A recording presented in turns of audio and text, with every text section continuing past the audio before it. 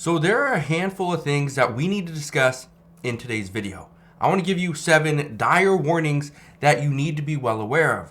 Some of these are regarding store closures, additional inflation, things like what's going on in China. We're going to talk about housing, food shortages, and a little bit more. So again, if you have any questions on any of this stuff, please ask your questions down in the comment section below. But let's get right down to it.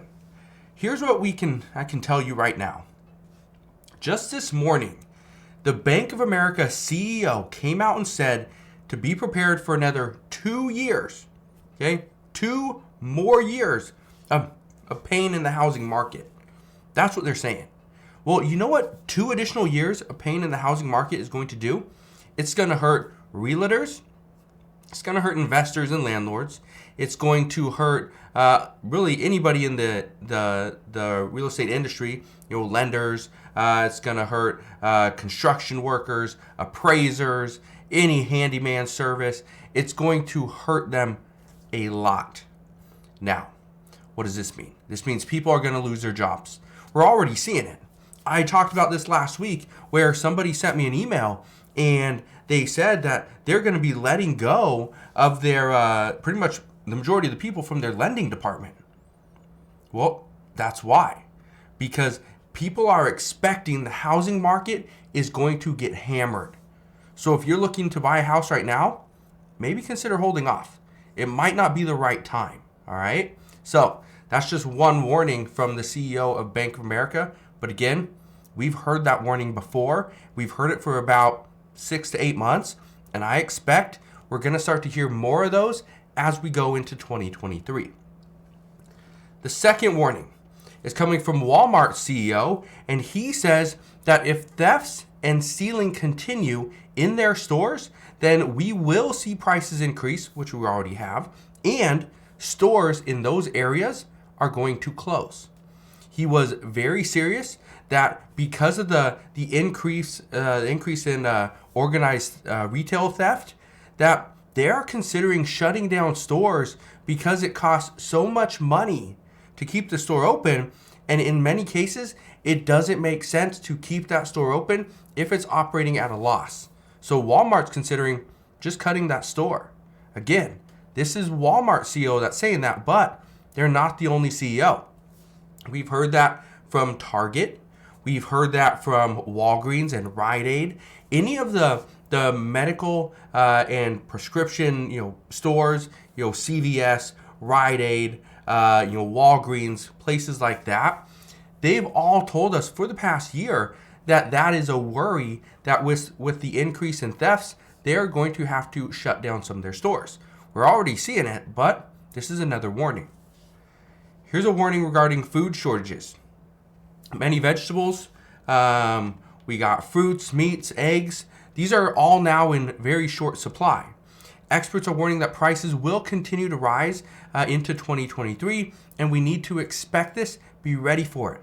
This means if you are not prepared, you don't have some of these things set aside, or you're not growing your own fruits and vegetables, you're not buying a whole or a half cow or some type of meat, maybe you should, because again, prices are expected to go up. Now, I've received several warnings of people getting their cars repossessed in the past, probably about a couple weeks, 2 to 3 weeks.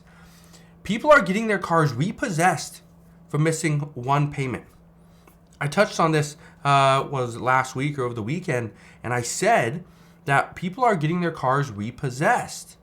And it's starting to turn into a major problem because now banks are actually going after these cars sooner rather than later. Why?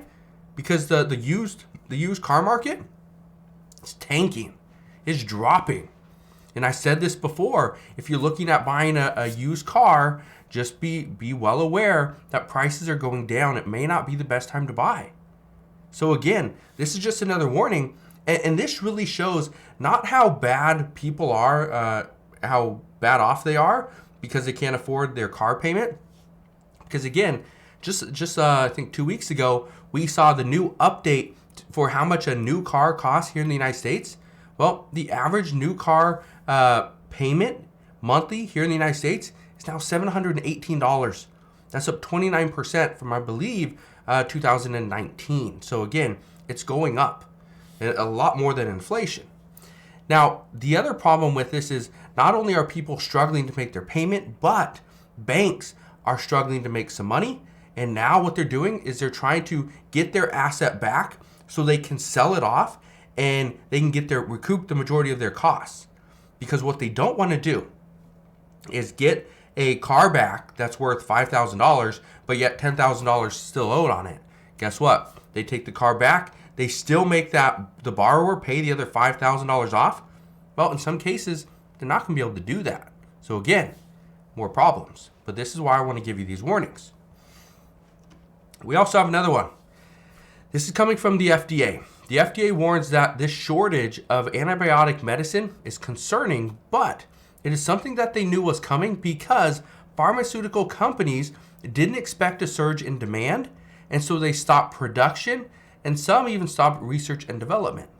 So that turns into a major concern when pharmaceutical companies stop production for a short period of time, but even a short period of time, then they got to get their production facilities ramped up. They got to make sure they're getting all the ingredients, which I believe 96% or 94% of all the ingredients to make some of these medications, they come from China.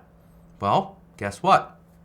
Chinese officials are warning us that the increase of deaths in their country, simply because their new relaxed COVID policies, this is going to turn into a major problem because now even though the country itself and the Chinese government isn't saying you need to stay home, you need to quarantine, lock down, don't go anywhere, even though that's not really what they're saying, the problem is now businesses have to be the pretty much the bearer of bad news and tell their employees to go home, don't get other people sick. Well, that's a problem because as more and more people get sick, guess what? Businesses close down, manufacturing stops, and if we can't get the ingredients to make medications, like the 94 or 96% of ingredients that we get that come from China, guess what? We're stuck, right? We're SOL. But one thing I just want to reiterate with that, this isn't just medications. It's all goods, retail products, clothing, right? It doesn't matter what it is. If it comes from China and China's locked down, guess what? We're not going to be getting anything, all right? Got another warning. This is coming from the Federal Reserve. The Federal Reserve presidents are telling us that inflation has peaked. Well, that's probably the one piece of good news from this video, but they also continue to tell us that inflation is going to run hotter than originally projected. They are anticipating we're not going to get down to 2% inflation this year. We're not going to get there by next year in 2024. Chances are, well, technically next year is 2023, but in a year and a half from now in 2024, some are saying we are still going to be in that 3 to 4% range. We are probably not going to get to 2% for at least another 5 to maybe 10 years. So again, that's a huge, huge concern and a major warning. Also want to give you one more warning. This is a bonus warning. Warning number 10 is that the U.S. is projected to have a very, very cold winter. It's going to be very cold. We may not get a lot of snow in certain areas that are used to getting snow, but we are going to have a very cold winter. And this means heating bills are going to go up. More people are going to struggle to pay their utility payments. And we are going to see inflation continue to hurt the American people.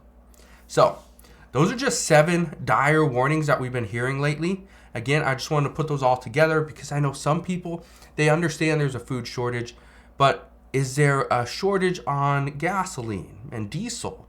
Well, there's a 25-day supply, but that's if we stop producing, right? So again, I could go on and on about additional warnings, but hopefully these 7 dire warnings give you a good idea of what the current state of our economy is, where we're at, and what we should be looking forward to in the near future. But again, as always, as I know more, I promise I'll come back on and share all latest news and updates. Again, thank you guys for watching. Consider subscribing, and I'll see you guys on the next one.